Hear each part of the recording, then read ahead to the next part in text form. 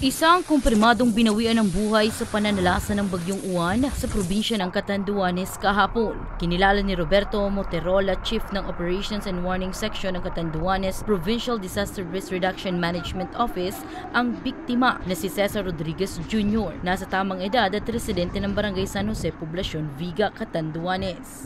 Batay sa ulat, pauwi noon ang biktima para asikasuhin ng kanyang mga alagang baboy, subalit habang nasa daan ay naabutan ito ng pagbaha na nauwi sa kanyang pagkalunod.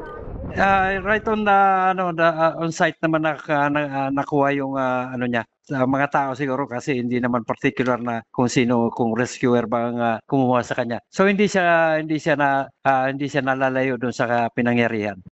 Mabilis umanong tumaas ang tubig sa lugar, dulot na rin ng storm surge. Bukod sa naturang insidente, wala naman na ibang naitalang casualty sa lalawigan.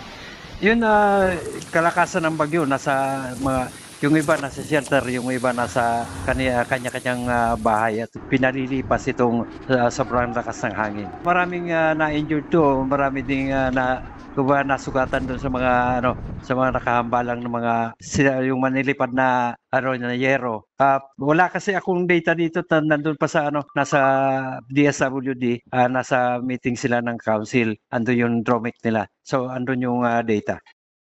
Sa ngayon, nagpapatuloy pa rin ang ginagawang clearing operation sa isla matapos ang pananalasa ni Bagyong Uwan. Para sa mga balitang Tatak, Bicol, Danica Garcia.